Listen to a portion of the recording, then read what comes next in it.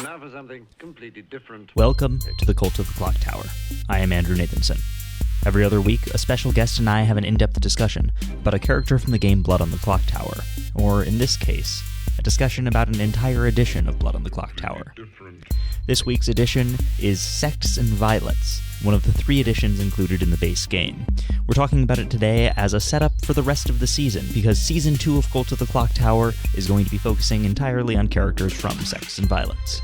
Now, normally here I would say, whose ability reads, but I don't really have that, so I'm just gonna make something up. What would the ability of Sects and Violets be? Whose ability reads, I juggle that I am the Serenovus. Alright, cool. That sounds good. Enjoy the episode. Welcome, everyone, to the first episode about Sects and Violets. We're doing something a little different here today. I didn't do something like this for Trouble Brewing because, honestly, when I started making this podcast, I didn't really know exactly what it would be about or how I'd be doing things, so I just wanted to jump into the main thing I was doing rather than opening with a sort of different show like this. But I feel like what we're doing here today is going to set a good backdrop for the rest of the episodes in this series. So we're talking about Sects and Violets in a much more general perspective than any particular character. While we were going over Trouble Brewing, these sort of things just gradually came up in episodes as they were relevant, but I think it's going to set a really good baseline to get a lot of the general themes out there and the big differences between Sects and Violets and Trouble Brewing for anyone who's listening to this who doesn't have that much experience with Sects and Violets, or even for those who do, so that you know where I'm coming from and where my guests might be coming from in terms of our assumptions about what the set is like. And with that in mind, here to join me, I actually have 2 guests today rather than the usual one to get a few more perspectives. I am joined once again for the 3rd week in a row by Edd Gabriel and also by Kendra, who was in some other episode, which I'm now forgetting. What were you in, Kendra? The monk. Monk, right. I was the monk. Okay, yes. Awesome. How are you 2 doing? Pretty good. Yeah, not bad. I'm suddenly realising that it is 3 weeks in a row, even though we recorded. We recorded the 2 travellers in the same recording session, but yeah, they got split, didn't they? So, sorry, guys. I mean, we like hearing your voice, Ed. That's just my opinion. So. Yeah, well, I mean, you can tell I like having you on, or else I wouldn't keep inviting you back. So. That's fair. Which isn't to say, by the way, to my other guests who I haven't invited back specifically, although I think I probably have invited them all back at some point. Anyway, not... Just don't need stop to go into digging. that. Stop. Yeah, start by digging. This is the way to go. All right, cool. So this episode, we're going to split it into 3 sections like the other episodes, talking about the good team, the evil team, and the storyteller. And each of those is going to be split into 2 subsections, which is similarities to Trouble Brewing and differences. This isn't exclusively going to be a comparison to Trouble Brewing episode.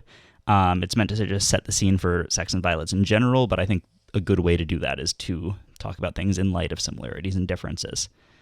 So jumping right into it, similarities to Trouble Brewing when you're playing as the good team, in terms of things you want to be thinking about, play styles, strategies, stuff like that. So just the similarities. Ed, do you want to start us off?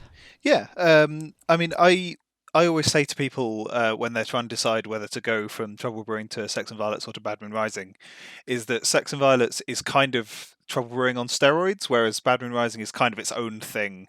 And the main reason for that is that a lot of the information in Sects and Violets comes to you in the same way that it does in Trouble Brewing. It's all sort of consistent with that same tone of you either get woken up at night and get given information, or you do something that gets you information. And so it's a bit of a natural stepping point if that's the way people's brains work in your group. If they quite like the basically expansion of strategy from, there were these roles that we know quite well now from Trouble Brewing that have this sort of general type of skill set. When you step to Sects and Violets, what you basically get is that same concept amplified. It's just stronger and more powerful on every side. So the strategy in a basic sense is very, very similar when you step into Sects and Violets, as far as I'm concerned, just because all of the information and all of the abilities are broadly of a type with Trouble Brewing.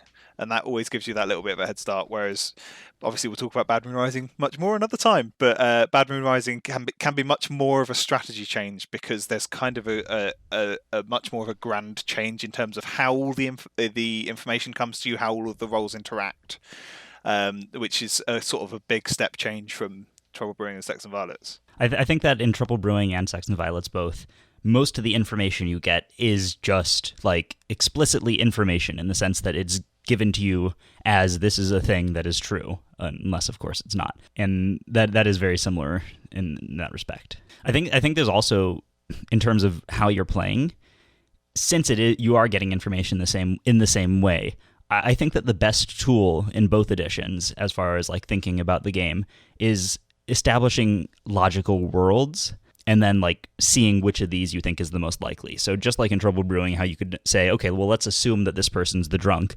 What does that, like, what are the implications of that? And then how likely does that whole situation seem as compared to this other person being the drunk? I feel like you have to do very similar things in Sects and Violets as well. Very true. I mean, and there's also characters that have similar veins. Like, you have the Ravenkeeper and the Sage, both very similar in what they do. And so you can take that knowledge of the Ravenkeeper and look at the Sage and go, oh, I can kind of see where this is coming from. And I feel like there's a lot of characters where you can kind of pinpoint similarities. They're not the exact same, and there's definitely some nuance to them, and they're sometimes a little bit at a hyper level. Like, instead of having to pick someone, you're now given two names that could be false or not. But you have a basis point for understanding what the characters are. Yeah, I mean, the next step of that same sort of puzzle with the roles seeming familiar is it kind of goes from Trouble Brewing being the response to any logic pattern is always, unless this person is drunk, poisoned, or lying. In Sects and Violets, there's more. It's not just drunk, poisoned, or lying. There's a whole load of other things that can cause that completely reasonable logic pattern to be relying on a piece of information that is false, without any one of those situations being in the case. So that's, I think, yeah, it's a beautiful thing where all of the logic is the same, but you not only have you got more powerful roles and therefore more powerful information, but also you've got more sources where the logic chain can be broken by one dodgy link. Because obviously in Trouble Brewing there's a limited amount of drunken. Well, there's one source of drunkenness in the drunk. We'll not go into the detail of the difference between drunkenness and the drunk. And there's one source of poisoning, and otherwise it's the evil team lying. Whereas in Sects and Violets, there's a lot more that could explain why someone's information is faulty. Yeah, and I think that, interestingly, those things that can often explain it are much broader, and this is kind of starting to talk about the differences. So maybe I'll actually save it for that. Let's finish the similarities, then I'll get into this. Yeah, that's fair. I mean, the other thing that I always point out to people, and this is something that a lot of groups will try to bring in initially and then give up on because it seems like it's not the same. But the outsider count in Sects and Violets is still massively important to calculate. It's still really crucial to work out exactly which outsiders you've got in play and how many there are. Just the same as in Trouble Brewing when you're trying to work out if there's a Baron. This time, your outsider count is all about working out which demons you've got. Because 2 of the 4 demons result in an increase or a decrease in outsider count, and those are the only changes to outsider count. However, the outsiders hide a lot more, so it's understandable that when people come across, they go, can we count the outsiders? Oh no, there's all these outsiders that don't want people to know that they're outsiders.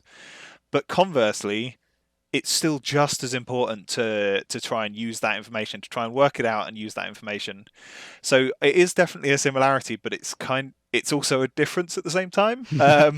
You still want to do it. It's a difference in how it plays out, but not a difference in the importance of still figuring that piece of information out. It's still a very strong piece of information. Yeah, my group played a game yesterday of Sects and Violets, and the 2 outsiders, it was a Fangoo game, and it would have had 1 outsider.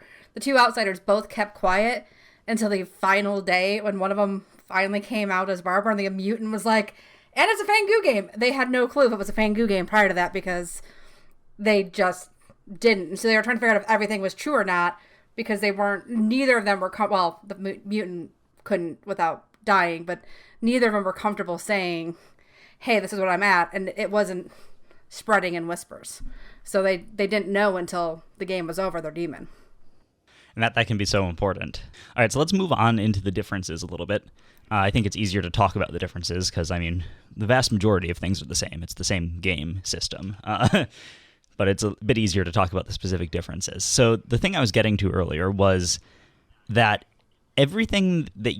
all of the sources of misinformation that you need to keep in mind are much broader than in Trouble Brewing. So in Trouble Brewing, your sources of misinformation are like drunk, which is a single person, and it could be anyone, and poison, which is a single person each night, and it could be anyone. There's like no limit on those. In Sects and Violets, even though there are more sources of misinformation at like a broad level, they tend to be less arbitrary to some extent. So there's the Vortox, which makes all information false, and that is affecting everything at once. So when you're in that situation, you have to consider that logical world where you're like, okay, is there a Vortox in play? You can make so many other assumptions that it often can actually be easier to rule that out because it is so much broader and you have so many more places to compare that to. The challenge a lot of the time is just realizing the contradictions rather than actually like them being apparent.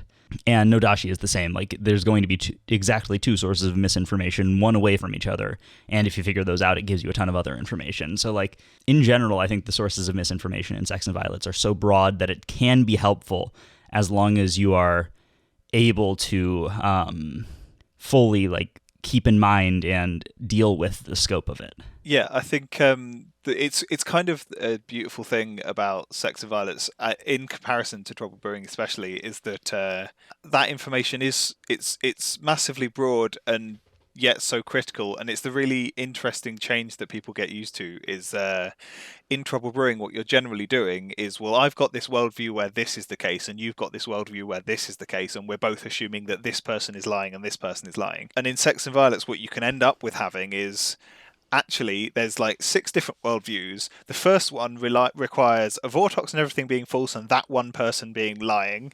Or this one where there's no Vortox and these 2 other people have to be lying. And this one where it's a Nodashi and these people can be lying. You're basically adding extra levers to the problem that are just, you're no longer just sitting there with that. This person lying, this person drunk, this person false. You get all those extra things that are changing. And so you don't get that same dichotomy between it's either this thing or that thing. It's either I'm telling the truth or I'm lying. It's all of the above, or none of them, depending on what's actually happening. Yeah, like a piece of misinformation doesn't mean drunk, poison, or evil. It means drunk, poison, evil. It's a Vortox game. They're like mad about something because of Serenovis. There's so many reasons for people to give out misinformation. And I mean, my personal favorite of the causes of misinformation in this is it's not that they're mad about something because of Serenovis, it's someone else has successfully been mad to them, they've been believed, and they're relying on that information.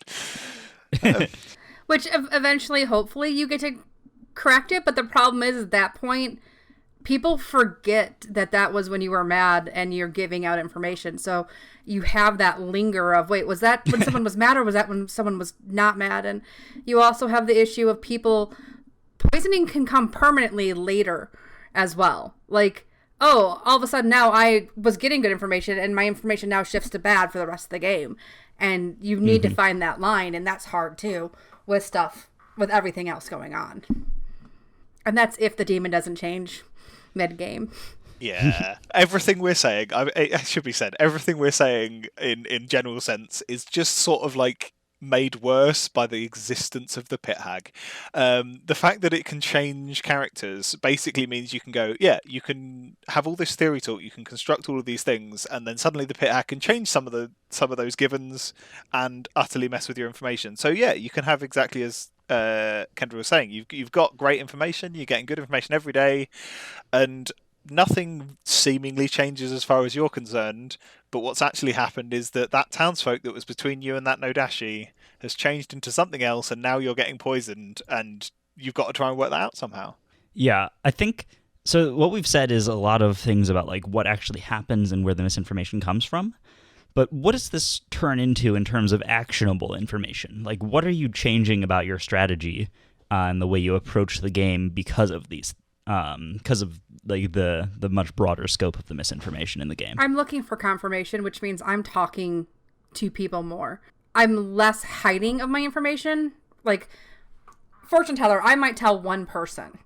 If I'm the flower girl, I'm telling multiple, not everyone, but a couple, to start gauging and figuring out more information to make sure I can trust my information. So you have to widen your net, is how I approach SNVs. Like, you can't just be like, all right, this is my best friend. They have all my information. I have theirs. And we're working on this puzzle together. You need the group, because that's the only way you can verify what's going on. Yeah, I think that's a really interesting point, is that just a couple of sources of true information that you know for sure are true, or at least, I shouldn't say true, I should say good players that you know for sure you can trust. That's not going to be enough to get you through the whole game, because even if you know you can trust them, you don't know if you can trust their information. Yeah, I think on that vein, one of the things I find really interesting in Sects and Violets is how different groups play it. There's massively different metas with respect to this sort of how much you bluff, how much you keep private, how much you do publicly. And I really enjoy watching this. And it's one of the things that I've really enjoyed about the streams, the live streams recently, is sort of putting some of those groups together, because I noticed that my regular group had much more of a tendency to go, right, we're going to have everyone's going to have one or two private conversations, and then we're going to come back and have one big group sort of people will go, I have heard that a sage got these a savant got these two statements, and that a flower girl got a yes, and people will just announce everyone else's information publicly at that point, and then they'd go off again and have more private conversations with the now public group info.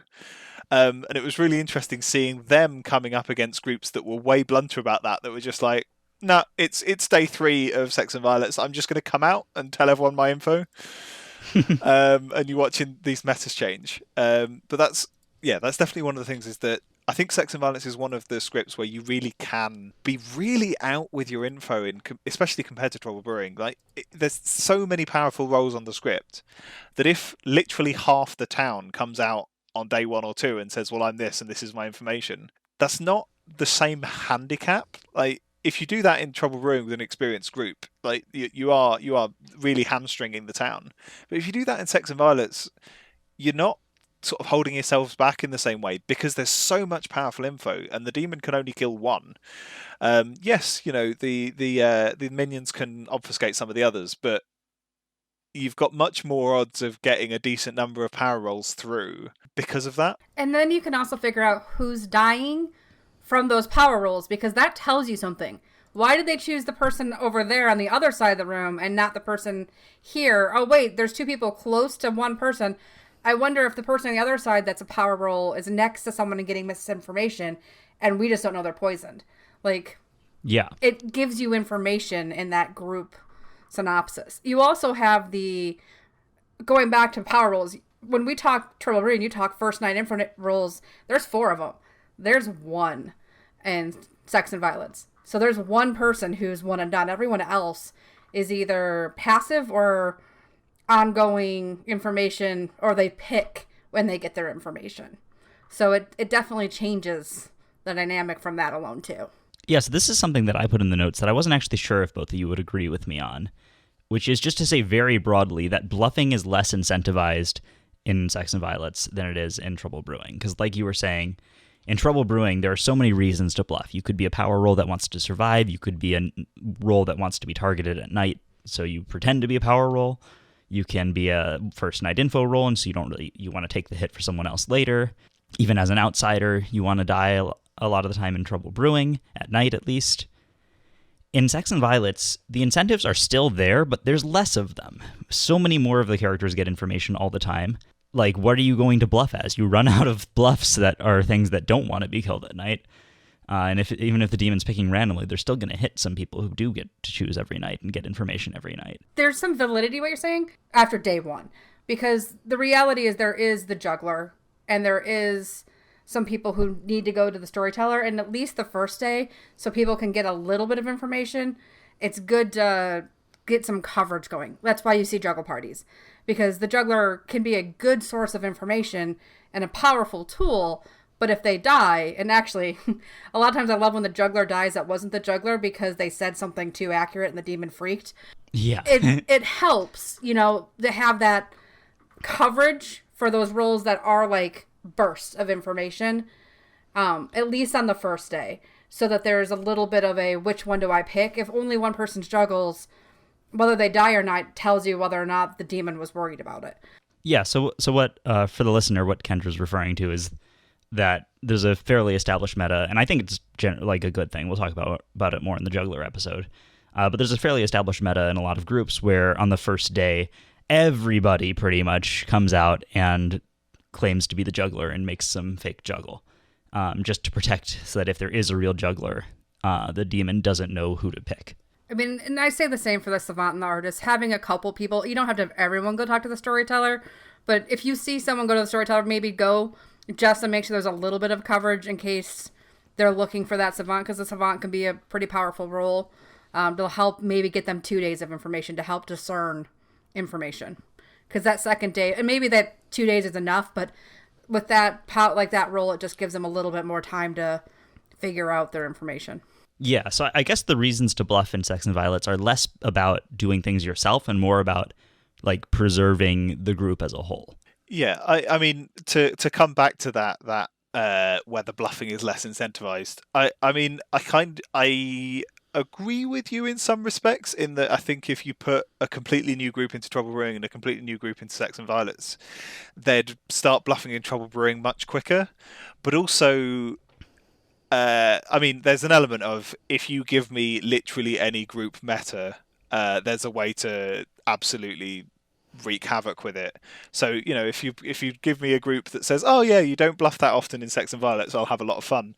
But in the same vein, I would have a lot of fun with a group that's like, oh yeah, you bluff to the death in Sects and Violets. So, but it really is a group meta thing. I'm kind of inclined to agree that you're potentially given less incentives if you were looking at Sects and Violets fresh as opposed to looking at Trouble Brewing fresh. That doesn't happen. And so I think when you're coming across from Trouble Brewing, or if you come via Bad Moon Rising, that bluffing it's not going to do you any harm by any respect. I suspect it's always going to, as long as your information is getting out there, and this is one of the things that is frequently missed, I think, in Trouble Brewing. It's certainly something that mid-level group tends to take a while to realise. Just because you're bluffing doesn't mean you're keeping your info to yourself. You really need to be getting that information out there. And I mean, there's nothing wrong with using the eternal fallback of claiming your own info after whispers and saying, I've heard from the fortune teller that they got this. There's nothing wrong with that. I'd rather you did that than didn't get your information out there, especially in Sects and Violets, when it, like we've said, the combination of all of the grand picture is the absolutely critical thing. So you just need to be getting your info out there somehow.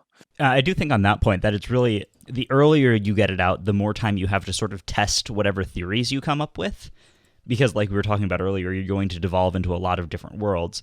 And oftentimes you can just like execute one person to prove that they're not the demon, or like to prove that there's no longer a Serenovus in play after that, to like pick out that one piece of information that as a group you can use to prove or disprove one of the theories. So having all the information out as early as you can gives you the most time to do something about it. Yeah, I'm kind of inclined to agree with that. But then the other thing that I witnessed happen relatively recently, which I found really interesting, they kind of took that concept to the logical extreme and just went, right, they executed someone day one just to make sure that they had a Vortox covered, and that was the only person they executed, this group, for 6 days.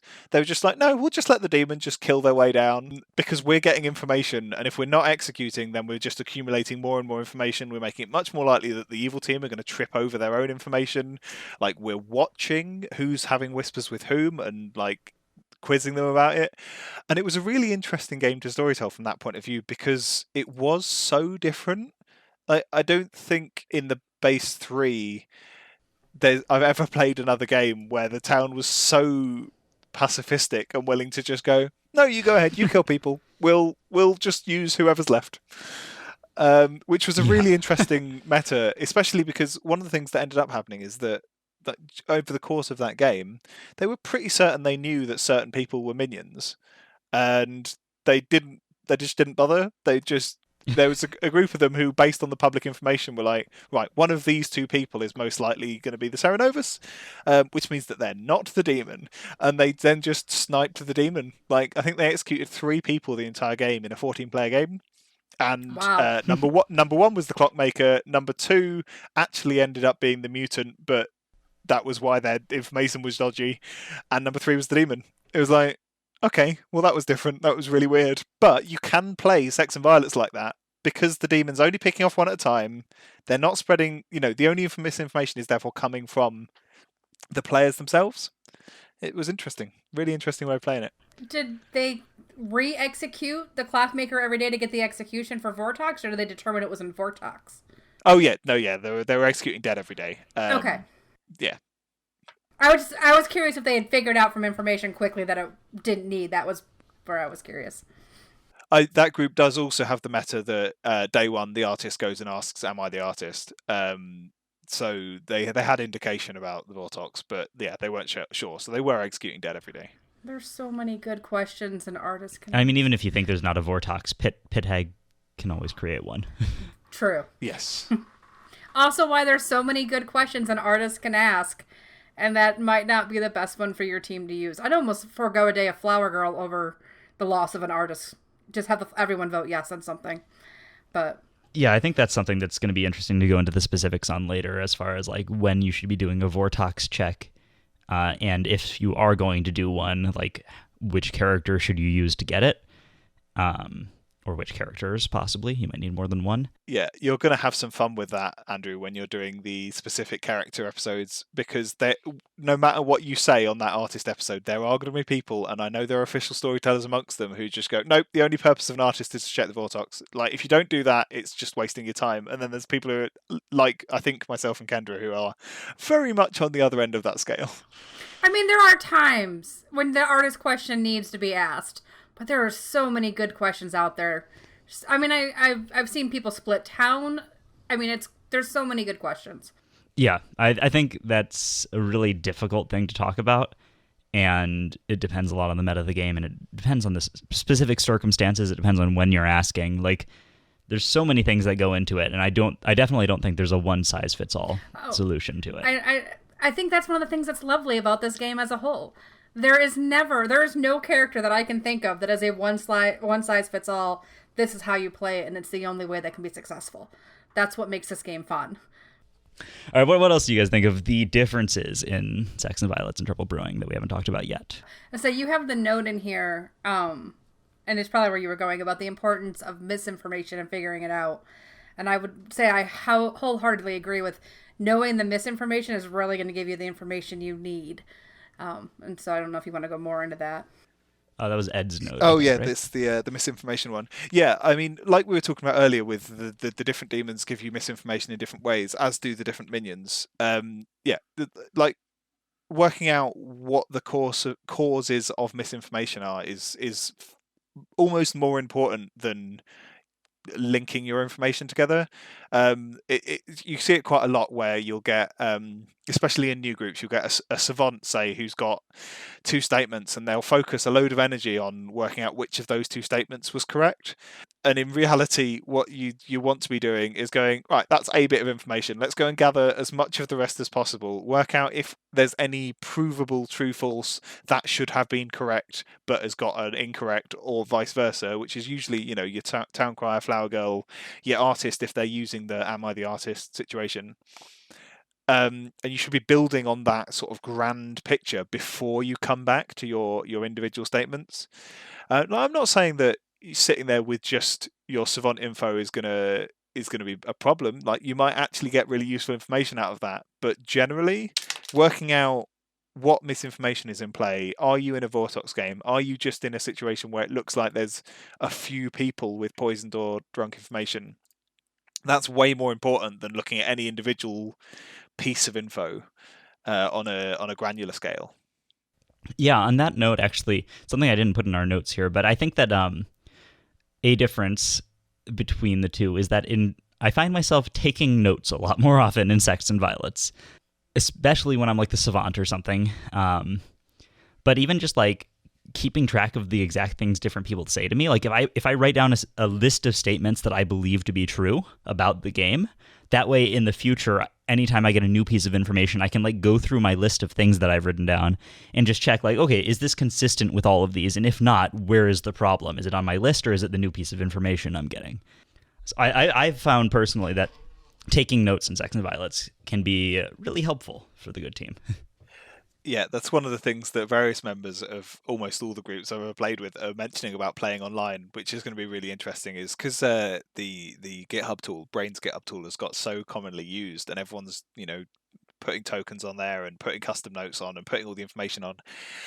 When we go back to playing live, there's a lot of people that are going to really going to struggle with that transition back to, oh no, wait, hang on, I've got to actually remember all this stuff. What the?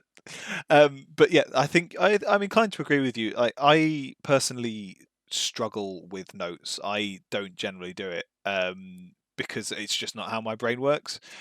But yeah, it's certainly noticeable that it's much more of a trend for people to be wanting to take notes in Sects and Violets because there's just so much that can happen. It just makes a lot of people's lives a lot easier in terms of tracking the game if they do. Yeah, we have people in my local group who they don't have a good memory, and they will be the first to tell you. So they had the habit of taking notes in Trouble Brewing. So when we moved to Sects and Violets after 6 months of playing Trouble Brewing, they had that core fundamental, which I think helped them with using the notes there, because I could almost see it being jarring to go from no notes to trying to take notes, because I can't take notes either, Ed. I'm the same way as you. It doesn't work for me. My notes make no sense. I mean, the one that's just as an aside, that's not really related to any of the specific scripts. I do know that I think Ben Dance, who you've had on the show before, who takes a whiteboard to Clocktower sessions because he can scribble on his whiteboard. Oh, that's a great idea. Which I think is absolutely hilarious and also awesome at the same time. One of the person whose setup I'm using today, Brian, his when he first started storytelling, he did it a lot at a local college here, and they'd be in classrooms and they'd all take these whiteboards, and so it'd be like this big whiteboard of information. Yeah, I think that even if you're not taking notes, it can be helpful to kind of like take mental notes of very specific things. Like I was saying, like the things I would take notes about are things that I believe to be true, whether or not they've come from directly from abilities or otherwise. I think that having an idea in your head of always like being very conscious of these are my assumptions currently, and that'll make it a lot easier and clearer to parse when something doesn't make sense, or like just to figure out directions from new information. I think it's really helpful to have a clear list of assumptions about the current game in your head. I mean, going back to that, you're looking at it to figure out what's true and what's false, and that's what you're going to need to figure out. What demon do we have? What type of things are out there? And what is my next steps, or where do we need to poke information to see if it's truly misinformation, or is it someone really doing a good job being mad as a Sarah Novus type scenario? Yeah, we should talk about madness, like in general, what it is and how it works, maybe to clarify. A lot of people get confused about exactly what madness is, even people who've played a few times. And then also just like, how does that impact the game? Yeah, I mean, do you want me to hit what madness is, and then we can work from there? Sounds good. Yeah, let's get a definition. Okay. There's an inordinate number of different ways that people think about madness, and we can try and cover a lot of the core ones. But fundamentally, madness is insisting that something is the case. So there are different ways that madness is a massively flexible mechanic. It could have been created just to work for the Serenovus, but actually there's a whole load of roles which madness is really useful for. So if someone is mad about something, they are trying to convince the group that that thing is true. So you don't have to be mad about a role. You don't necessarily have to be mad about any specific thing. You can be someone. As soon as someone is talking in the game of on the Clocktower, they're probably mad about the thing they're saying is true, or at least there's all basically madness is broad. The thing in Sects and Violets is that suddenly we introduce the concept of you are given incentives to be mad about something, or more precisely, you are given disincentives to not be mad about them. So the specific examples here are the mutant and the Cerenovus. The Cerenovus comes a little bit more naturally, I think, to people in that the Cerenovus wording literally says, choose a player and a good character. They are mad that they are this character tomorrow, or they might be executed. So you are that player is required, at the cost of being executed, to insist that they are that character. Notice that there's no requirement for you to actually convince someone. It's not about behaving like that character. Madness is a sincere, vocal, trying to convince the rest of the group that X is true. In this case, that I am the whatever I've been made mad about being by the Cerenovus. So it's a broad behavioural thing that comes up in a lot of different ways. People have many opinions about this, and I will confess that I'm one of them. But fundamentally, madness requires you to actively say that thing at least once, probably several times. It requires you to disagree if people are assuming that the opposite is true. It doesn't require you to behave as though that thing is true. This is where it becomes a little bit of a niche thing. Just because you're made mad about being a specific role, you don't have to behave as though you're that role. Just because you've been made mad about being the Savant, it'll probably help you in terms of you're trying to convince people that you're the Savant to go to the Storyteller, but you don't have to. You just have to insist that you are the Savant. You're just trying to convince the group that you are. Yeah, I think there's a lot of people, like I said, are very confused. Like they think that, and even you were saying it there, the Cerenovus doesn't make people mad about anything. It's not possible to make someone be mad about something because madness is just a way of acting. Everybody says that though, because like there's no easier way to say like what the Cerenovus does. What they really do is they say, if you aren't mad about this, then you might be executed. Yeah, I perennially try and introduce. It's not worked even in the group that I run for every week, but I perennially try and get people to use the phrase that person was Cerenovus to claim. Yep. But no, it's all about he was clearly mad at the time. It's like, well, yes, he was, but that statement is true of literally anyone who spoke. Yeah. Well, so every time you're getting your information out there passionately, whether it's false or good information, that's a form of madness, is kind of how I try to look at it. Yeah. Like madness exists in Trouble Brewing. It's just that nothing cares about it. Yes. Yeah, so I mean, looking at madness on a broader perspective, I will give massive credit to Amy Hawkes, who's the TPI tech guru, who I think, as far as I'm aware, loves madness and wrote up a very good sort of broad description of madness for the official storytellers when there was some confusion. And I think some of the major points I find really useful to bring up to people. It's like, madness isn't for everyone, and it's totally reasonable to not enjoy the mechanic. There's a reason it only shows up in the more complex scripts. Madness is kind of an extra obstacle, in the same way as we're saying for the logic of the game, having Vortox and the other demons that really mess with your information is an extra obstacle. Madness is also an extra obstacle.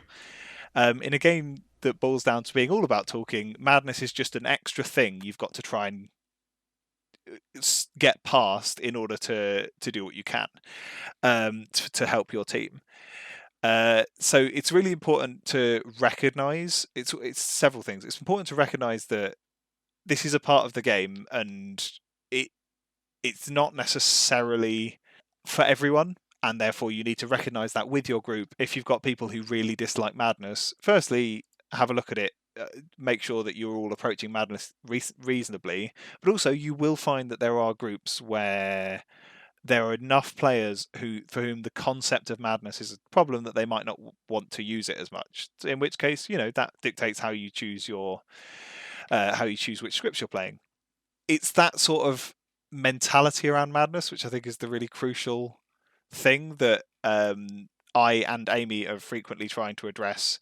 And what I always say to people is that madness is just about making a sincere effort to claim that situation X is the case.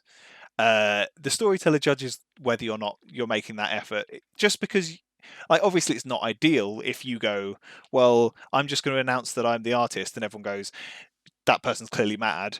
That's not ideal, but nonetheless, you have claimed that thing. It's up to the storyteller at that point to judge whether they think that you were sincere or whether there was something that you were doing which was conveying the concept that you weren't actually claiming this of your own accord. And that's where a lot of people dislike madness, because it feels very subjective, but it's also a lot of where the problems in madness generally come from, because that line of, well, what's a sincere effort, isn't something that we can codify exactly. So it's going to change for every group. I will also point out that when you're looking at madness, and sincerity is saying your information once and people going, oh, that person's mad. If the people come back, if the person is continuing being like, no, I really am, and town, stop telling someone they're mad if they keep replying back that they're not.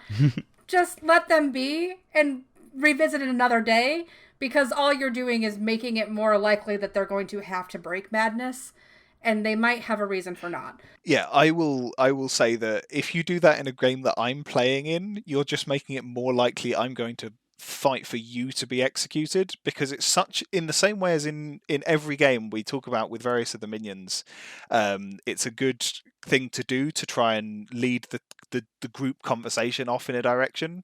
If all you're doing is repeatedly going, no, this person's definitely mad, and making them argue with you, you're wasting our time. I think you're evil now. Yeah. And that's something I feel like a lot of towns like gets hung up on, constantly pointing out, oh, they're just mad. If you're town and they're mad, let them be mad. Unless there's a reason you need them to break madness for some confirmation, maybe focus on something else at that moment, which is kind of the finesse you need to get used to, because this is definitely a newer thing for a lot of people to kind of focus on. I think there's a thing you can do where you consider that they could be mad, but like not in a way that you're challenging them or anything. Like you can be like, okay, so let's take these pieces of information. Let's assume that this is true, or that one of these people's mad about something. Like you can totally say that, and you can have productive discussions while taking into account madness. You just don't have to keep going on about it, because if they don't want to break madness, you're not going to get anything further out of them. I think the other point that I always try and bring up about madness is this is a game, and what that tends to mean is that we attract people who are gamers. And what you will find with the more technical rules orientated gamers is that their first response to, you have to claim that this is the case or you might get executed, is, right, where's the exact line of what I have to do? How can I still do exactly what I want this to do anyway, but still satisfy this condition? That right there is the biggest problem with madness. As far as I am concerned, and as far as I have experienced, if your group is coming into madness with that perspective, you're going to struggle and you're not going to enjoy it. The best thing, as far as I'm concerned, the way to look at madness is go, right, this is a rule of the game. You wouldn't intentionally go around ignoring other rules. You wouldn't intentionally go around going, well, actually, if I get a chance, I'm going to look in the grimoire. If I get a chance, I'm going to flip over someone's dead token so that they'd show, you don't intentionally break the rules in other ways. Don't look at madness going, how can I break this rule in order to get away with it? Look at it and go, okay, I'm going to make a choice. At every moment, whenever I'm about to say something, I've got to make a choice. Do I think it's worth ignoring this madness and taking the consequence in order to say what I want to say? Or do I think it's worth me maintaining the madness for now in order to say it later? And yes, there are loads of beautiful ways where you can get your information across even while being mad, but all of those require following the madness first and getting that information across separately. So, there's great examples of, the example that I think was in the rulebook at one point was someone who's been made mad by the Serenovus that they are the Savant, and they go, well, I'm the Savant and I got 2 bits of information. I already know that one of them is false, so I'm just going to tell you the other one. These 2 players aren't the same alignment. And it's actually the seamstress who's been made mad about being the Savant, and they've gone, right, well, this is how I'm going to get this information across. I'm going to claim Savant, and then I'm going to give my information. In the same vein, you get people doing some great plays along the lines of, I've been made mad about. I'm the clockmaker, which is actually really fortunate because I've also been made mad about being the clockmaker, and so they're conveying the fact there's a Serenovus in play without ever breaking that madness. They're still claiming there is a clockmaker in play. They're still claiming they are the clockmaker even, but what they're doing is telling the town there's a Serenovus in play, which is great information, but they're starting from the position of, I will absolutely commit to following this madness because I don't want to take the consequence. And within that pool of these are the things I can do while still saying that I am the thing I've been Serenovus into claiming, they're then going, right, which one of these also implies the maximum number of things that I also want people to understand? Yeah, and that's totally a fine thing to do. That doesn't hurt the game. That's kind of the intention, I think. I mean, I think there are also ways you can do that that's trying to game it that can also borderline. So you got to be careful when you're doing, that's a very finite, hey, I'm this, but I was made mad I was this. It's basically saying the same thing. There's other ways people try to get around it and do that can also borderline being mad. So make sure you understand your storyteller, because not all storytellers view that the same way. And some of them feel like it's not in good faith, some of the other things people try to do. And I won't put them out there just because I don't want to cause a bigger conversation in the group on that, but there are other mechanics. Just be careful to know what your storytellers are comfortable with letting be a madness break. That's not a madness break type scenario. My default with madness, it would always be to say to people, if you're in doubt about what you should be doing with your madness condition, that you're trying to decide what you're exactly going to say, just default to follow the madness for now, and you can always tell people you were mad later, assuming you weren't made mad again. And it's going to make your life much easier at that point if you just commit to the madness and then deal with any of the consequences later. That obviously becomes a different calculus if you get to late game and you're still mad, but at that point you're back to that calculation of, right, is it worth me making the madness at this point? All right, so moving on, we've talked about how madness impacts things and how suddenly there are abilities that care about that. There's another new thing that happens in Sects and Violets that doesn't really happen in Trouble Brewing. Sorry, I should just say doesn't happen in Trouble Brewing. Well, no, I guess it doesn't really happen. And that is characters changing. Good characters change, evil characters change. It's all over the place. Who wants to talk about that and how that changes how you play on the good team? I mean, we can start from the very technical bit. This is the first time where it really becomes relevant to remind people, just because your character has changed does not mean your alignment changes. Yeah. This is one of the things that people often trip over in Sects and Violets, is just because you've been shown you are now and then a character token that is red, does not mean you have changed alignment.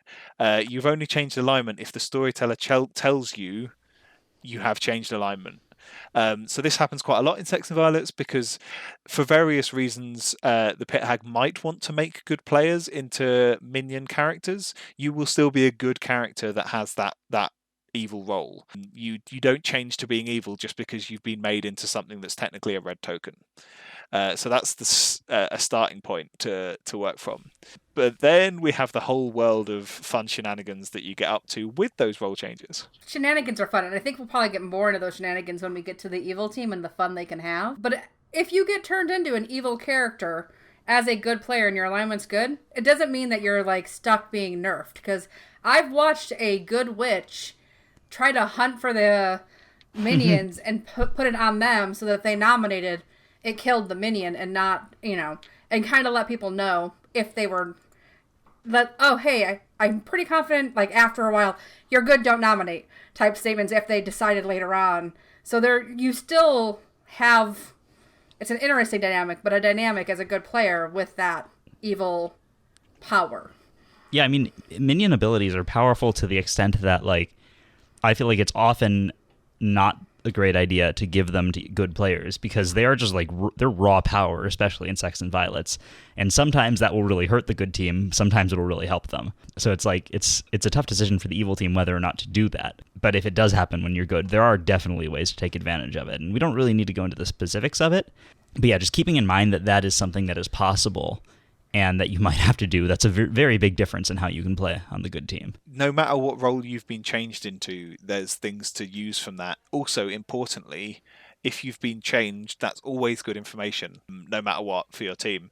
It doesn't necessarily mean it's information you want to be absolutely public, because unlike all of the character-based information in terms of the actual statements that can be made about the game that you're using to deduce which demon is in play, etc., that it can be less useful than that, or it can be something you want to hide more, because it's really powerful if you can confirm that there's been a barber by locating the two people who were swapped when the barber dies and not announcing that to the evil team that you know for a fact that that's happened, because not least that barber might have died and the demon didn't realize that they were killing the barber until they did it, and so the minions might not realize that that's what's happened, and so they might try and put forward scenarios which you can prove are not the case, and therefore catch people out. Those character changes can be, like I say, really powerful if you use them sensibly. It's interesting because you have information about the game state that others might not. So like you were saying, it really enables players who don't know about that change in the game state to fall into situations where they trap themselves in terms of what logic they're using. I mean, and my favorite story to rant about ever is me being gullible, because it was my, early in my S&V career. And I had a pit hag claim barber to me, and when we killed them, they literally, and it was a vigor game, they died at night, and they basically barbered me with the demon. Role that the demon was bluffing, so I trusted them both blindly, not thinking, why would you change a flower girl and a clockmaker? But there are plays to be made that are interesting that you just got to be aware of. Yeah, the pit hag barber combo is really funny, and it's such an easy thing to trick new players with. Yeah, there was a game where I worked with the demon. I was the pit hag, and Barber got killed during the day, executed, I think. Or no, I don't know, maybe some other minion or something was claiming Barber, and then I just pit hagged somebody else into the Barber, and everyone was just like, oh, okay, I guess the Barber was telling the truth. Because all you have to do then is, the Barber's dead, I get to swap something. Oh, I'm putting a Barber back in play because I can keep playing this game all day. There's another thing with character changing, which is that you can add new demons to the game, that's new. And a lot of people don't realize that you have to kill all demons, or at least they don't realize that at first. So that's something that's always good to keep in mind and make sure everybody on the team is aware of, that if there are multiple demons in play, whether or not they're good, all demons must die in order for good to win. Yeah, this is another thing that I absolutely love about Sects and Violets, because if you play enough Sects and Violets, at some point some pit hag, because it seemed like a good idea at the time, is going to change a good player into a demon. And most likely what your storyteller is going to do is kill one of the two demons, because the deaths that night are arbitrary, but they might leave the good one alive. And this is where you get a really interesting tell on a group as to whether that player. I have seen games where a good demon has not come out as having been changed into a good demon because they were trying to hunt for the evil team and killing them themselves, which is hilarious, because on occasion, if there's nothing else stopping the game ending, if they'd just come out and gone, I'm the demon, execute me, the game would have ended right there. But the beautiful thing is that this is so meta dependent, and so how players read the storyteller. There's certainly the game I'm thinking of, which I think my group regrets quite intensely. The good player who was turned into a demon did go out hunting and literally used the words, "Nah, it's early in the game, and Ed would probably leave both demons alive just for the fun of it." And I was like, "Cool, that's fine. You can play like that if you like. That's good for you." And then I think the game lasted another 6 days. There were 2 other demons created, and therefore the original good demon died, and all sorts of things happened. And I was going through the roll call, and I was just like, so now that I've done the entire roll call, you may have noticed that at that moment where Alan was the only demon, if he'd just come out and said, "I'm a good demon, kill me," you would have ended the game right there. And you just watched the entire group be like, "Oh shit." But there is that possibility that you will leave both alive. It has to be a possibility as a storyteller. Yeah. Yeah, and especially with a good demon. There is that chance. And the deaths are arbitrary, and you do make a point of showing it so that people know that there's a new demon in play, but doesn't necessarily mean you killed both demons. All right. I think probably the last thing in the differences for the good team section is something that kind of leads us into the evil discussion, which is what you can expect the evil team to do. And the big thing, I think, is that you can expect the evil team to be making very aggressive, like risky, swingy bluffs that will really swing the game in one direction or another. Because oftentimes in Sects and Violets, you have to do that on the evil team. And that is something that if you want to apply this to good team, just think about all the things we're saying about the evil team in this next section and think, okay, expect that to happen. So let's talk about the evil team. I mean, just before we roll on with that, I will just point this out. There are members of my group, and I know there are members of many different groups, who keep a list of fun things they'd like to try at some point. And I have found, with one notable exception, that those lists are more useful for going, wait a minute, this could have happened when you're a good player than they are for you to actually be able to do them yourself.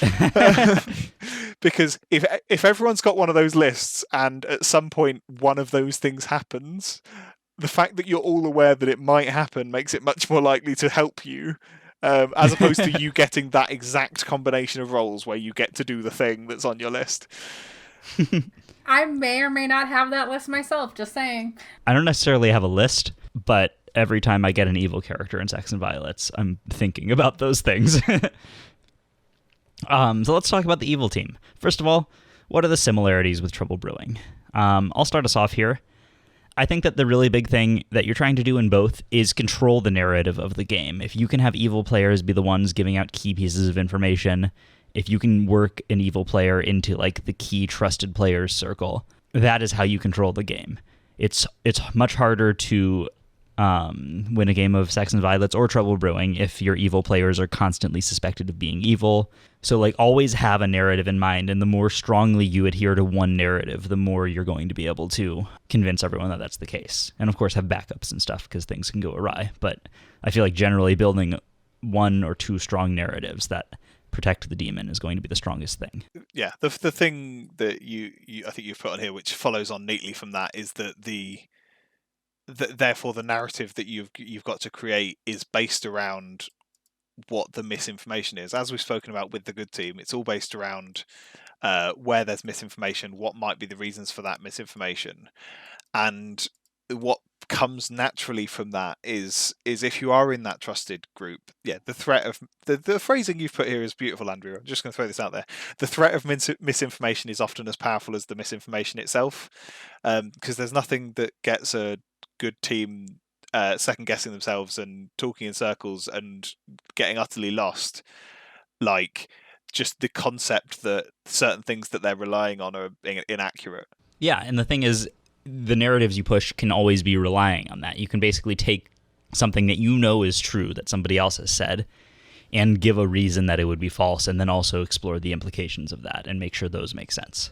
The thing you can do where there's similarities in terms of like bluffing that the misinformation is there and having the reason for it, like for yourself. If you're ever backed into a corner, you want to be looking for the reasons that if you weren't lying, that your information could be false anyway.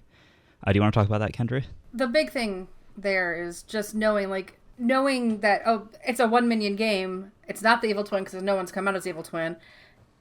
Putting out that there's a Sarah Novus and faking Sarah Novus for a day or two while you do some shenanigans with the evil team to change things, if you're a pit hag, gives you some leeway. Just putting out that concern is kind of where I was going with my statement there is, hiding effects happening. So if you're changing your demon around, or or a larger game where you have multiple minions and you're changing minions around and there's not a Sarah Novus, there's the other ones, make people think there's a Sarah Novus and not a pit hag, and then your final act you can change yourself into the Sarah Novus as a pit hag, and you now have set that narrative, and they're not looking to see what else happened, in the game. Maybe you have an evil twin pit hag, and then at the beginning of the game, halfway through the game, you're now witch and Sarah Novus. Yeah. And it's putting out those feelers so that when it happens, oh, we never had a pit hag, so we never have to worry about it. And if you're twin is smart and holding on the witch power so it doesn't trigger till it's a critical part at the end of the game, they don't realize the twin's no longer in effect, and that was a bigger play. So just, sometimes putting the misinformation of what type of minions out there, because they are so powerful, can really help, keep things going. The same way you would do the whole, well, maybe so-and-so's poisoned type conversation. Yeah. Or the drunk, I think, is a really good analog for this. Like bluffing yourself as the drunk. Yeah, it's just, making sure that you're, putting that misinformation out there with what you're bluffing and how the roles are affecting, or, oh, we must have a spy game when you don't have a spy game. And you know it because you're an evil player. Oh, they hit a powerful player. Well, that's because that person told, someone evil what they were and they were going to die. So, getting that misinformation of which minions are in play can put a sense of fear in town, and they get their focus on the minions and less about who the demon is. And they're now overanalyzing their information, trying to figure out what's good, what's bad. And they're kind of ignoring this demon over here and letting him just wreak some havoc. Yeah, on a related note, the other thing that's occurring to me is the similarity between the eternal fallback evil bluff in Trouble Brewing is, oh, maybe I'm just drunk. The fallback, there is the same thing in Sects and Violets, but it's the mutant. Oh, yeah. It's exactly the same analog. If every other bluff you've tried has gone pear-shaped, then actually at some point getting your Serenovus to curse you and then claiming to be the mutant might really be your eternal fallback, which will really get you trusted and therefore get other things that you've been key to trusted as well. Yeah, it's also possible that you can just claim mutant even without the Serenovus' help and just be like, well, I guess the Storyteller isn't executing me. Yeah, they didn't want to confirm me because they know that'd be too powerful to confirm me as good, etc., etc. Yeah, I'm too powerful to be kept, or, well, no, hold on. I'm too powerful to be dead. Yes. Yeah. Yeah.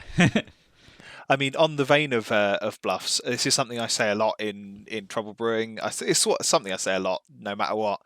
You should always be telling, if you're on the evil team, tell the storyteller what you're doing, especially if you're doing something interesting. But it's always good to tell them what you're going to bluff, just in case. This is kind of less of a thing in Trouble Brewing. It's basically just if you get picked by a Ravenkeeper or if you get executed and the Undertaker has to see something, if you've not told the storyteller, then they've got no idea what to show. In this, there's a lot of things that can sort of spin off of that, because the information that's being given to the Savant could utterly disprove your claim if the storyteller doesn't know that you're claiming it. If you get seen by a dreamer, then if you don't tell the storyteller what you're bluffing, they're going to have to just guess one of the demon bluffs and hope it's the one that you've picked. There's a few other sets of shenanigans that can be relevant on this one, but those are the key ones. So I always advocate, if you're not sure or if you've got no one to talk to or if you're just at a bit of a loss, go and talk to the storyteller, tell them what you're doing. Worst case scenario, you've given them useful information that they can use to back up your team if you're in trouble, and best case scenario, they might actually willingly help you as a result. And it's not like it's odd for you to go talk to a storyteller in this one. Yeah. Because you have an artist and a savant. So if nothing else, well, why were you talking to him? I was doing coverage. I know I'm not that role, but I wanted to get the savant some more information, so I talked to the storyteller. There's no reason for you not to talk to your storyteller in Sects and Violets. You have a good cover. All right, so let's move on into the differences from Trouble Brewing for the evil team. I think the really big one, which I hinted at in the good player section, is that the evil team very often needs to make crazy plays in order to win. Like, you often need to go all or nothing, kind of, with a bluff. And pulling that off might win you the game, even if it's a very low chance. There are a lot of situations where the good team just has you figured out, and there is only one believable, even possibly believable way out of this situation. Some common things I can think of for that is having minions who bluff that they were the demon and got hit by a snake charmer, bluffing that there's an evil twin in play when there's not, bluffing that characters change when they haven't changed, bluffing that the Serenovus is in play when it isn't. Even, in sinking kills for the demon to bluff there being a pit hag in play and changing the demon, since that's the thing the storyteller will do sometimes when they have control over who dies, is choose to kill no one. Making these things that are very big bluffs. There isn't just the sort of bluff where it's oh, I'm the washwoman and I saw this character we already all know is good. a lot of the times you're going to have to make much bigger bluffs than that. Yeah, and I think the relevant thing here, we've kind of touched on the edge of it with the talking about the dream earlier. There's quite a few times in Sects and Violets where you can quite happily be bluffing away, you're being believed, but suddenly information comes out which absolutely really puts a massive amount of heat on your demon. And that is the moment in time where these aggressive plays, these big sort of game changer plays really have to come into play, because you've basically got to go, you know what, screw what I was bluffing before, I've got to go all out to make sure that my demon doesn't get executed right now. And you've got to do the big thing. It's much less common in Trouble Brewing, because in Trouble Brewing, the information generally builds up steadily. There's sort of this accumulation of the fortune teller got a yes on these two people, and then they got a no on these other two people, and that's taken a couple of nights to get. And so it takes time, whereas it can, like Sects and Violets can literally turn on, well, the demon just accidentally killed the sage, or there was a day where the demon voted and there were only sort of a few other people that voted, and two of them are now dead and one of them was proved good. Like, you can really get into those situations much more quickly where your demon is pretty screwed, and that is the moment where you've just got to go, okay, time for plan B, and claim Snake Charmer, etc, etc. Oh, and to add to my list real quick of things that you can do as crazy plays, I don't know if I've seen this one, but like as an evil player, claiming that you're a good player who just got turned into a Vortox, that's a pretty great way out of a lot of situations when suddenly you need to reverse the information. Brilliant. I would also say also being aware of those things that could happen, like Flower Girl, and as a minion voting with your demon. I literally watched a game. I was in it, but I died like day one, and watched Evil dismantle us because the Savant was a minion, and she gave her information so it was just sus enough, but seemed real, that the last day the choice was between her and the demon. And because they voted the same way every time, and they did, she was conscious of what her demon was doing, that aggressive play of being Savant and getting her information out there, and was way out there as a Savant real early to a lot of us. Should have been our sign. But literally just having it just enough that we were like, okay, so she's evil. But is she the demon? Or is she not the demon? And it put enough confusion out there because of how aggressive she was with making sure she was dictating town's actions and dictating what information was out there with the Savant, and using the Savant as the baseline for everybody's heartbeat. And just, it doesn't have to be the flashy play, but being aggressively the person taking the narrative is what she did. And that does the exact same thing. And at the end of the game, we lost because we decided to not trust her more than we decided she was the demon over the actual demon, even though both were under suspicion.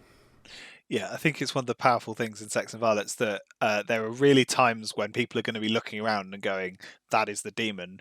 And all you need to do is change it from that is the demon to demon ? And you're suddenly away, because as soon as there's a question mark next to that, you can really push for very, very different things to happen, and the town will also push for very different things to happen. And so that's where those swinging plays come in. And I will also point out, Andrew, I have seen the evil player claiming good Vortox. I also saw the good player claiming the evil player claiming good Vortox, and then claiming that they must have been made drunk by the sweetheart, which is why the information is still true. Like, that was one of the funniest games I've ever tried to do the roll call for. This player was your witch. No, just always your witch. That's it. Yeah, nothing else. But they took hold of the narrative, which goes back to the whole, you're being aggressive, getting the information out there, you're making sure that things are happening, and you're not being passive. Yeah, that's the other big thing, I think. Huge difference between this and Trouble Brewing.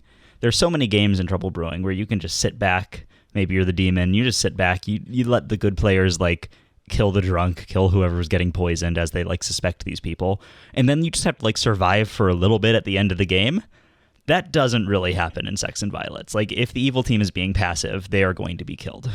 Yeah, you have to be. There's no such thing as a passive role. Clockmaker, sorry, that's a lie. There's one role as a passive role. They normally die the first day. So everyone else is needing to be active. So as an evil, you don't get to hide. You can't not talk and just hope that you're safe, you have to be out there doing things, even as the demon, which can be scary. I think there's a natural temptation when people look at the witch Serenovus pit hag in this is to equate them to the poisoner in Trouble Brewing, where as a poisoner in Trouble Brewing, what you're generally doing is staying under the radar and just trying to pick off the poisons at the right time. And it can feel the same because you are picking people, causing misinformation, causing trouble.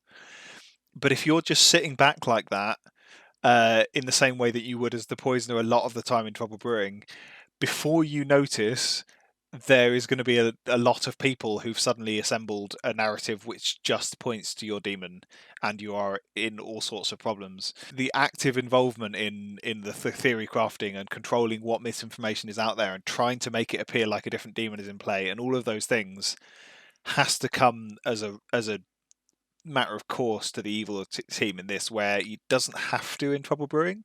It does for the best players. Like the best players who love the social game will absolutely play Trouble Brewing the same way they do Sects and Violets and just always be trying to throw chaos into the town's theories.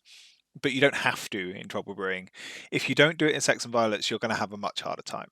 Yeah, keeping minions alive. There's kind of two ways to actually think about this. Both of them are fairly different from Trouble Brewing. I tend to think that in Sects and Violets, keeping minions alive is more important than in Trouble Brewing. It kind of serves two functions, where obviously they have these powerful abilities, but also the demon, and this is touching on the next point we're going to get to, the demon doesn't have like another escape hatch, so having evil players alive to take the heat off the demon is more important. So I just think that in general, when you go to Sects and Violets, thinking of minions as completely expendable isn't quite right. Although they have to be, and part of the reason for that is you need to spend the minions' lives at the right moments. Yeah, I mean, this is kind of linked to what we were just saying about those aggressive and swingy plays generally come when you are literally, that minion is going to throw themselves on the execution because there's trouble for the demon. That's a really good reason to keep the minions alive. But the contradiction of that, of course, is that this is also the first time where it's consistently useful for a demon to kill their minions, because the Vigor Mortis loves it if all their minions have been killed by them and they're continuing to get to use their abilities literally the entire game. But what the cost of that, like we're saying, like you were just saying, is the price of that's an evil vote that's only once for the rest of the game. That's someone evil who's not nominating. That's someone evil who's not throwing themselves under the bus for you. And that's someone evil who's quite possibly not getting to keep an ongoing nudge on the town's information that they would have done if they were alive. The minions' powers are what also become that escape hatch too at times, which is one of the other things, is the witch having the execute or the death at the right moment, flipping town's narrative and figuring out, wait, are we going to kill the right person? Do we need to do the right thing? With the imp not having the escape hatch and the swingy plays, those powers help those swingy plays. Yeah, so let's talk a little bit more about the demons not being able to escape in this. It's not exactly true, but the demons don't always have an escape. The demons don't control their escape. That's probably a better way to phrase it. So the imp's power is you get to Star Pass. That is the power of the imp, and it's a very powerful power, especially when you're learning this game and you're in back on a corner. I have the ability to jump ship as long as I have someone alive and get out of this scenario. You don't have that power in S&V. None of the demons can just go, oh, everyone's paying attention to me, I will kill myself, and now one of my minions takes over. They have other very powerful powers, such as false information or being able to keep their minions alive, even in death. What happens, though, is your minions become your escape hatch, because you can have a Fangu create another evil demon, that's where you have your escapes. Yeah, it's basically, you've got no escape hatch unless you're a Fangu that hasn't used their outsider bounce yet, and you know where there's an outsider, and that outsider isn't under suspicion.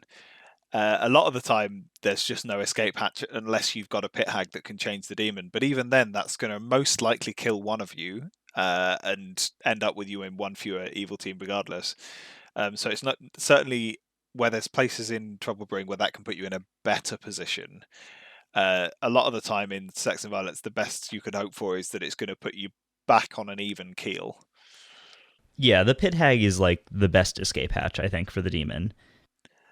I personally think you could have ended that sentence way sooner. Just the pit hag is the best. Yeah, the pit hag kind of does biased. everything because they can create literally any character. So yeah, they just do everything. I mean, they have They are limited. They can't create something that's already in play. They had to find something that's not in play. That is true. In large games, like when you get to full player counts, it gets hard for them, and I feel bad for them. But in like smaller player count games, man, they're fun. I never feel bad for pit hags. I have to say, just throwing this out there, this is one of the things that is on. I don't have a physical list, but there's a list of things that I have in mind that I want to see happen. I've still never had it get to the point where the pit hag has no demons left that they can create because they have created all of the 3 that weren't originally in play, and now there's none that are not in play because there are at least 3 dead demons. I've never had that happen, and I still want that to. Challenge to anyone who plays Sects and Violets with me. I've seen 2 dead demons and 1 alive, so I haven't gotten all 4. I've seen 2 of the 2. I've seen 3 in a 4 of 4. Likewise, it's getting across to that 4th one is challenging. So don't worry, I'm sure Jack or Jimmy will do it for me soon. There's a player in Boston named Scott. I think he could do it too. Yeah, I mean, we've kind of covered a lot of the misinformation arguments earlier, but the sort of the other side of the town always wanting to work out which demon is in play by tracing the misinformation is that as an evil player, you really just have to be nudging that misinformation all the time. Just putting out your information that's incorrect isn't going to get you there. In the same way as we were saying about being passive, you can't just put out misinformation. You really have to drive that misinformation, and the logic has to fit at least with at least 1 or 2 others of your evil team to sort of pull together to push a certain narrative away from what is actually the case. You have to be aware of what other effects there are in the game, because sometimes telling the truth is far more important. Like giving a true statement is far more important than giving a false one. Yeah. And it can get you really trusted, especially when it makes a lot of sense with the broader narrative. 2 relatively quick points. It is often quite clear quite quickly which minions started in play. Obviously, the evil twin, it becomes very obvious, and by day 2, unless the Serenovus is picking the same player, you'll usually know if there was a Serenovus at the start of the game. So there's a limit. Like, while it can be really handy, as we've discussed earlier, to hide which minions were in play when, sometimes doing that is borderline a waste of your ability. Trying to conceal it for a few days just isn't helping you, because in the grand scheme of things, people are going to realize that that role was in play. In reality, it's often worth just going, you know what, screw it, we're just doing chaos. Let's just all out, use my ability to the maximum that I can, and just go for it and see what happens. This kind of links back to this, Andrew's point about this. You will have to make aggressive plays. I would argue that if you're not sure in Sects and Violets, while in Trouble Brewing you're going to want to conceal which minions are in play, if in doubt, in Sects and Violets, go for it and just use your ability to the fullest you can, and it's more likely to work than not, as opposed to Trouble Brewing, where you're more likely to gain from the minions being concealed than you are them being obvious. I will point out, you can go full chaos as the evil twin and be like, no, I'm not. I've watched that happen, and literally watch everyone be like, wait, is the good twin lying? And literally have people not trust the good twin because the evil twin went, no, I'm not, they're lying, and put that out there. So there are ways to, even when you know what the minions are, cause full chaos as those minions. And the only other point I've put on here is that it's far less often relevant in Trouble Brewing that you need to care about what order things happen at night. In Sects and Violets, there are going to be times. I think the most common one is when a pit hag changes either themselves into another minion or one of the other minions into a different minion. It's important to remember that because the pit hag acts after all the other minions, you won't get to use that ability tonight. You'd be amazed how often I see a pit hag make themselves into a witch going into final 5, and then they're sitting there as a witch, not being able to use their ability. Town executes, demon kills, and they would have got to curse someone that night. But the witch ability is no longer in play because there's only 3 players left. Yeah, the Night Order is often important. It's one of the things that I will say as a storyteller who often manipulates the Night Order when it's not important. The Night Order is not immutable, but certain things are. And you can always ask your storyteller, does this role go before that one? Generally speaking, I'll just throw this out there because we're on the subject. Poisoners, protectors, killers, everything else. That everything else will probably change. All the roles that just get information at night, I personally will move around all the time just so people can't meta when they got woken up at night. But that top section, the order is really crucial in terms of some of the plays you can make. So do bear that in mind when you're trying to claim that something's happened. Let's move on now to the Storyteller section. I think there's a lot of differences in how you want to be a storyteller for Sects and Violets. But let's start with the similarities to Trouble Brewing. Kendra, you have some notes here. Yeah, I'm the only one who put notes here. Basically, my statement was, just like Trouble Brewing, your grimoire is your best friend. Make sure you're keeping it up to date and making sure you're paying attention to it. There's a lot of moving pieces, more so than in Trouble Brewing. So just making sure that you're not forgetting to update your grimoire, because night will come and you will need that information that happened during the day. So just making sure that you've made friends with your grimoire and you're good with carrying it if you need to, or you have a good spot where you can get to store it, that you're able to stand behind and not be in the way and still be part of seeing, because you're going to need to listen to more things too. So just, make sure you and your grimoire become friends and you're good with it. But outside that, it's the core mechanics are the exact same. You're going to do the same things you do as a storyteller. What's going to change is what you're dealing with in the overall characters and how they work and how madness works and everything else. So that's where it becomes much more complex. Doing everything else the same. But it's important to remember, it's not different. It's a different thing. There's some complexities to it as a storyteller, but how, if you've been storytelling Trouble Brewing, you know how to storytell other scripts. It just then becomes the differences and understanding those differences that helps you be able to go into that script and be comfortable. But realize that the fundamentals are the same. So if you have good fundamentals and you have a good solid base to work on, the differences are something that become the cliff notes that you need to make sure you look at before you start the game or during the game, and that you are good to go with, your intuition's good. So let's get to some of those things that are different and that you will need to keep in mind as a storyteller. I think the first one is Sects and Violets is a game that you can ruin. Trouble Brewing, it's pretty difficult to ruin a game of Trouble Brewing. Sects and Violets, very easy to make mistakes as a storyteller, and they won't all ruin the game. That's a bit of an exaggeration, but there are certainly times when you can make your life a lot harder for yourself. I will point out a wise baron named Tad once told me when I was learning to storytell Trouble Brewing, treat yourself like you are stupid. I'm paraphrasing, but double check everything. Take the time at night. People can stay asleep for a minute or two longer, so you make sure you're comfortable. Be diligent with what you're putting out there in your grimoire and make sure you understand it. And that helps so much. Because you can mess this up, treat yourself like you're stupid and go double check. If you have any thought, double check. Yeah, I think that the phrasing is possibly not ideal, but there's so many moving parts in Sects and Violets that, and it is so, because everything is so powerful. All the roles are so powerful. They all interact in such specific ways. It's very technical as a script. It's very technical in terms of how players are thinking, how players are working through the information. If you mess up one piece of information, you're messing with a lot, because every piece of information is relied on a lot.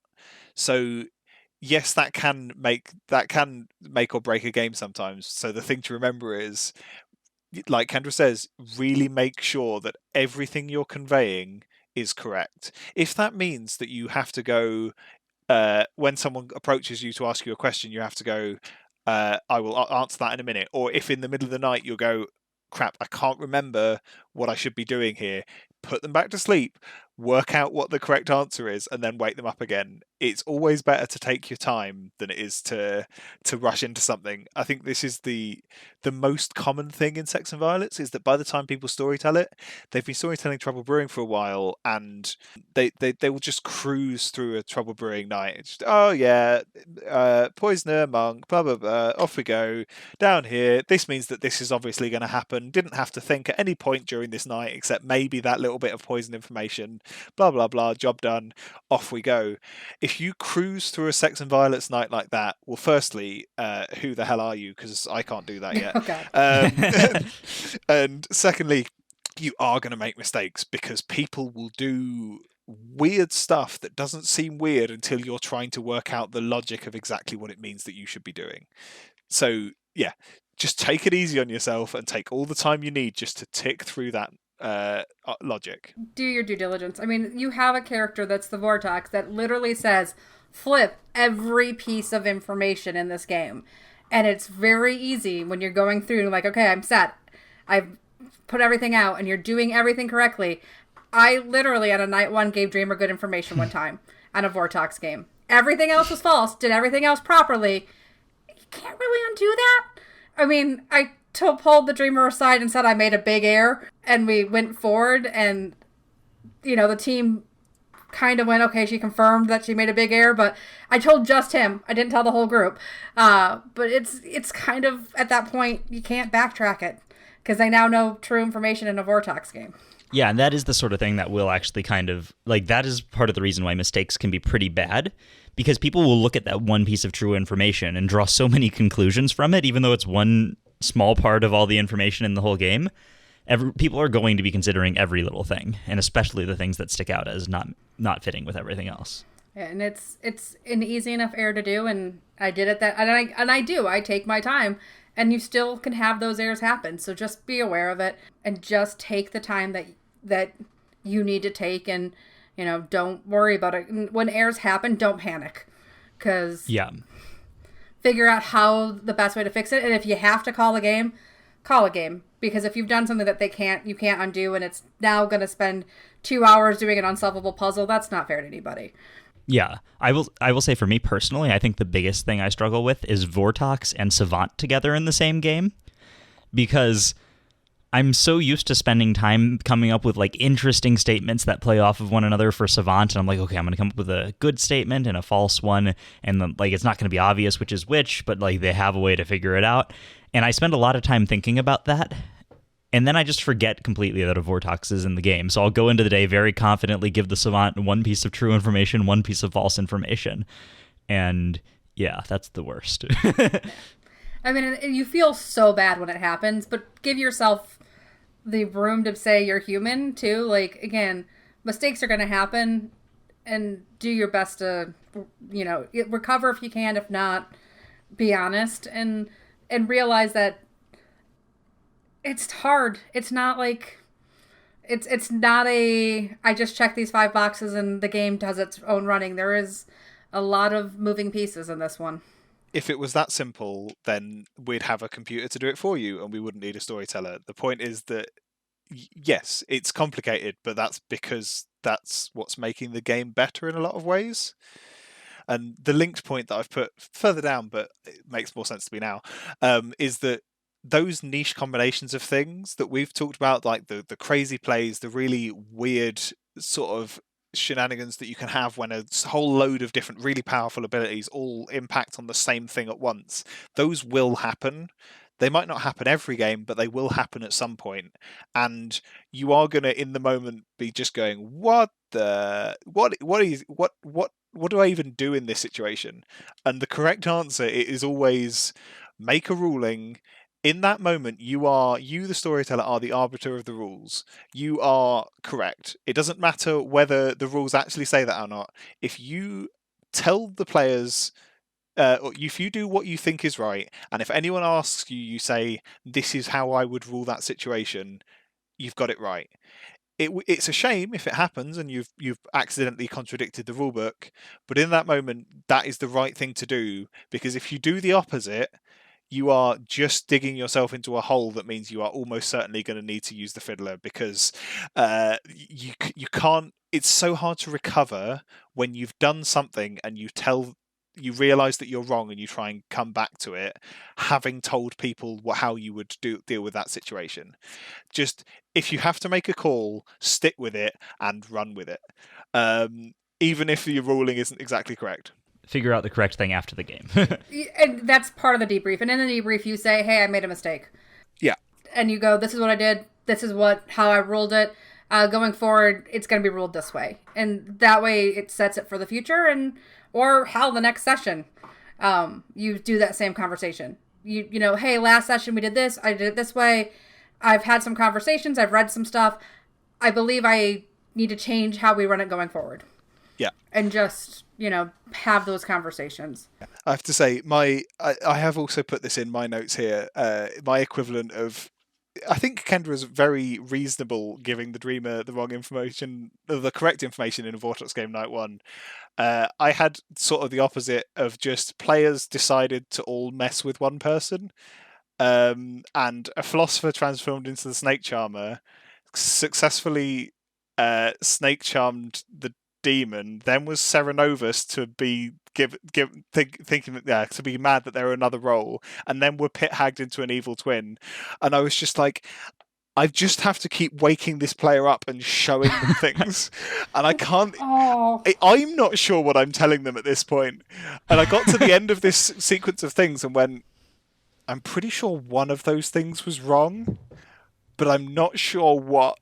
So genuinely, all I could do was go, okay, I'm going to end the night in a minute, but first I'm going to tap someone on the knee. I want them to wake up, and I want them to get up and come over here, and I'm going to show them a series of messages which says what I was trying to show you, because I have screwed this up somewhere, and we're just doing this from scratch.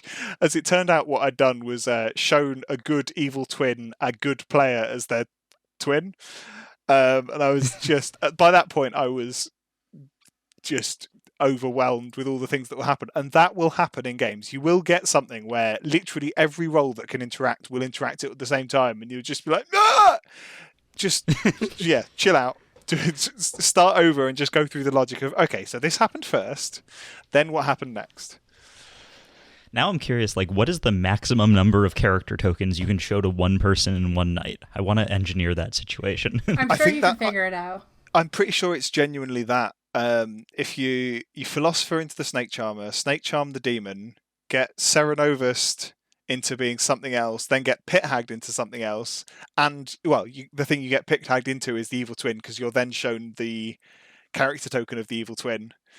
And then the demon kills the barber and swaps you. And they swap you into an outsider, and then the other demon in the game, who was a Fangu, targets you, and you turn into that demon. Now if you want maximum number of tokens, they swap you with the Dreamer. You then select someone as the Dreamer and get shown 2 more tokens.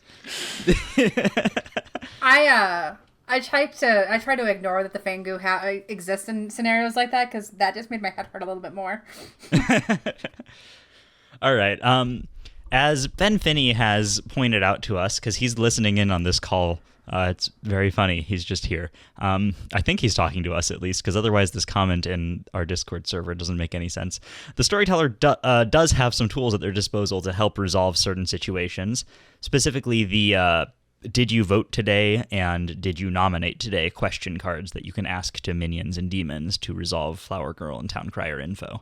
Do use if you don't remember. Yeah. I'm 4'11", so I don't like carrying the grimoire around with me if I'm going into town, because I'm short, and I've proven that I can hold it so that no one can see it when they're sitting. But if someone stands up accidentally because they're trying to reposition it, it's a paranoia for me. I try to walk back after every vote and adjust my grimoire, but when I don't remember, I will pull those cards out in a heartbeat and just tap someone on the shoulder and be like, confirmation, just because, and 99% of the time I'm correct, but just ease your mind. Just give yourself that confidence that you made the right call. Yeah, and also use those things even when you do remember. That way, and even when like the flower girl isn't in play, still ask the demon whether or not they voted. That way, nobody can ever metagame to figure out that a certain character is in play based on you using those tokens. Very true, and they're useful. I think a general point in Sects and Violets is that there's quite a lot of things that you can get wrong. I mean, the Flower Girl and Town Crier are a great example. It's such a little thing, but suddenly going, wait, no, I was too busy counting votes. There were definitely 9 votes, but was one of them the demon or not? That's that you're gonna struggle with that sometimes. Keep in mind that you will struggle with that sometimes, and make people get people to help you with it. Like, there's nothing wrong with using those tokens all the time. I know a storyteller who will use the "Did you vote today?" literally every night of a Sex and Violence game when they happen to be waking up the demon anyway, just because it's part of their process. It's like, choose who you kill, did you vote today? Because it means they don't have to actively remember the Flower Girl themselves, and it means that like they do try and keep track of it, and like you say, 99% of the time they're right, but on that odd occasion where they're not, it's just part of their routine, and the demon doesn't even realise that it's different to normal. They don't realise that you've forgotten the Flower Girl info or that there is a Flower Girl in play. They're just like, it's normal. I wouldn't necessarily recommend going that far, but it's perfectly reasonable to do if that's how it's easiest for you to keep track. I don't know if I do it every night, but I'd probably try to do it at least every game. Would not be a bad habit. Say at least once per game, ask the question, just to like get in the habit of having it and having people see it. That way they know it's your standard. So yeah, that's the tools you have. The other thing that we have down here, and I wrote down, I actually did not write it, someone else did, is prepping your Savant information at night. It's a very smart move. Yeah, that's like a very specific piece of advice, but it's super useful. A lot of the times the Savant will come up to you during the day and you just don't have anything to think of for them, so you either have to hold them there for a long time or send them back, and both of those are slightly awkward, so it's much better to just have info ready to go for them. I find it's also on a broader measure about that last thing at night. There is a whole list of things that I do. A lot of them are based on me sort of reading how the game's going, but I basically am trying to keep an eye out for things that I want to be aware of that day. Obviously, if there's a Flower Girl, if there's a Town Crier, checking for voting and nominating, but also having a look and going, who do I need to be paying attention to about nominations for the Witch? Do I need to be keeping an eye on any players about madness conditions? Have I forgotten anything on the way through? One of the most common things that you will forget in a night at Sects and Violets, apart from giving false Vortex information, is it's amazing how easy it is for the Serenovus to pick a player and a good character, and you to forget to tell that player that they are mad, that they are that character. I think that's the one I see most often, especially online, because you're like, great, I've got that information, that's gone in the grimoire. And then you don't do anything else. So it's always worth. I personally, I'm at the point where I can mostly skim through Sects and Violets with thought about certain things, and I will at the end of the night just skim down the night order. Go, did that, and it's just that little tick over. What it also means is that you're then looking at the town and going, I've done all those things that were night. Is there anyone else alive that I need to think about? If there's a Savant, yes, I need to think about information for them. If there's not, then I'm all good. I can roll into the day, etc. I also try to make sure doing that same thing, what you just did, allows me to prep for an artist question too. Because if I kind of walked through everything that I had to do and I walk through what town is, no matter what the artist comes up and asks me, and I will have my grimoire with me normally when that happens, it gives me the confidence of going, okay, I walked through this at night. This is the things. Let me just look at my grimoire to confirm, and then that artist question becomes a much quicker yes/no for the players at hand. So it's a really good habit, and that kind of goes back to, I know stupid's a horrible phrase, but it's my phrase that I use with myself, is making sure I've taken that due diligence to, I know what's going on, I'm paying attention, I didn't zone out and go on autopilot. Not intentionally, but sometimes people go on autopilot. That's part of our nature when we do something in routine. Having those checks to stop that autopilot is really important in games like this. All right. Any last thoughts on anything we've discussed today? I think the one last thing we need to talk about is setup. We didn't really talk about setup as a whole. That's a good point, yeah. With Trouble Brewing, I will pull. Oh, I need 5 villagers. I need a outsider. I need a minion. I need the imp, and I will pull them randomly at times because it's really well balanced that, and a lot of things interact that you don't really need to have thought to balance. But there's some important times in the more intermediate scripts that you need to look at and make sure that there's a balance to what's out there so that both sides have, their ways of being active parts of this town, and it's not just a random pull that, all of a sudden you have a TC, a flower girl, and, and a bunch of things that are passive information. You need to make sure that you're balancing everything out there. Yeah, you need to basically be looking at it. This is a thing that will come with time, but early on, what I would say is a general guide that people can work from is that you want an approximate balance between the number of townsfolk in each category. Like, obviously, the clockmaker being in or out is binary, but you want an approximately even spread, I think, between each night rolls, once per games, and the others. Because if you have a lot of one category, you're making life very difficult for one team or the other. If you've got all of the each night rolls and your demon is a Vortox or an Odashi, they are going to really struggle. If you have a lot of the everyday rolls, the town is going to find things very difficult unless certain situations occur. You want to broadly sweep across those. Obviously, you don't. It doesn't have to be I'm going to have exactly 2 of each of those categories, but you want to spread your town across the townsfolk section.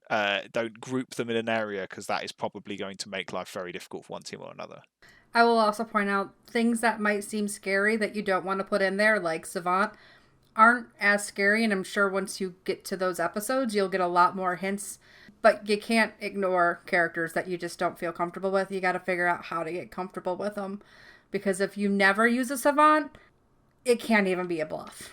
Yeah, I think a useful thing that we're able to say now, which we haven't been able to say previously, is previously I would always have said make sure you watch the filmed games that the TPI have released. Now I can also say if you're not sure and you're storytelling Sects and Violets and things for the first time, go and watch some of the live streams that you can see the last few weeks of on Twitch, because there are some great games on there and there are demonstrations of pretty much every ability you're ever going to encounter. And what that also means is that you can see them. Like, just seeing them in play will make you far more comfortable with them. I think every storyteller I've ever encountered has had some of their first games of Sects and Violets where they've been like, I don't really want to put the pit hag in because I don't want to have to handle that, or I'm not really sure about madness and I'll just not put the Serenovus in. Like, that's kind of okay once, but if you're not putting those in, then you're breaking the game one way or another, depending on what roles you're not putting in play. And at that point, yeah, there's a lot of ways you can make yourself comfortable with it. You can really go back and reread the almanac. You can listen to the episodes of Cult on the Clocktower. You can go and watch the filmed games or the live stream games, but you can't really afford to be biasing against certain things, because these scripts are quite finely balanced. As the more complex the script gets, the more finely balanced you will discover it is. And that is leads on to the last point I really have, is that those balance calls during the game can be really tricky as well. If the pit hags change the demon, exactly how useful you want your Savant info to be, what information you're giving to a dreamer, like, this is really difficult information to balance. But worst case scenario, you give it or you do a thing and it's too strong in favor of one team and the game ends quicker than it would have done. Most likely, everyone's still going to enjoy that because they're still playing the game. So you definitely shouldn't worry about the balance, especially in your early games in Sects and Violets, especially later down the line when people are playing this for running Sects and Violets for the first time, having never played it. Just do it, see what happens, and then this is a great reason for the other thing that I always sort of celebrate with groups, and I advise storytellers to do. Leaving time for chatting after the game is so important, because things like what plays people made that people found interesting and what choices you made as the storyteller are really good to discuss, because it means that people can go, if you'd done this, I think we might have found that easier or harder. Or you can ask, what would you have thought if I'd done this thing instead? And you get a much better read on what balance call you should have made, or what balance call you think might have actually changed how the game ended up going. Oh yeah, in the same vein as the earlier advice, do take your time about it. Try and think through, okay, if I do this thing, what's going to happen? But also, if you're really not sure how the infinite spider web of possibilities is going to go after you make this choice, if there's not something obvious wrong with it, just make it, and then you can always have the balanced discussion later. I mean, I had a game where I storytell in a text-based format online where we always have multiple storytellers, and we made a choice as storytellers that I happened to be driving when they did it, and I would have made the opposite choice, and after the game, their choice was the correct one, but we had the conversation about it, both as storytellers, but also as the group afterwards, and everyone's like, oh yeah, that makes sense, and oh, that why they picked it makes sense over you, and it led to a big overall understanding of how we look at things, and it really does help define how your group sees and reacts to things. Madness is one of those key things. I might execute someone for madness after the game. Having that conversation helps everyone understand why you did it, and maybe if you were too aggressive, because you might have been, but that's okay. Just balance it for the next time. I think that's a really big thing, is just talking to the group, making sure everyone stays on the same page, knows what to expect from the game, is very important in Sects and Violets. Sects and Violets. Enunciation is your friend. Yes.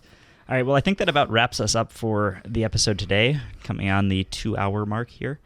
Not quite there yet. Maybe we can hold up for another 3 minutes or something. No. I mean, we still have the outro. Yeah, okay, cool. I'll assume that takes up some extra time. All right, well, thank you two so much for being on the show today, and for everyone else at home listening. I hope you're looking forward to this next season as much as I am, and I hope that this gave a good, solid baseline for talking about all the other characters. I think it's good to have all of this context and know that the listeners have this context going into any episode. Thank you for having us. This was a very good conversation. Yeah, this was great. I'd also like to say that if people have questions about anything we've said, feel free to ping Andrew or Kendra or myself. We're all on the unofficial Discord. We're all you can contact us through various means. I'd love to have debates as to whether you think something I said was correct or incorrect. That's the great thing about this. I'm on there as well, so you just have to look for the Smurf. Yep, you can also email me at cultoftheclocktower@gmail.com if you want to talk to me specifically, or if you have feedback about the show or anything like that. I don't say that very often, but that has existed. It's always in the description of these episodes. And yeah, thanks for listening, everyone, and you'll hear from me in a couple weeks. Thanks, Andrew. Thank you.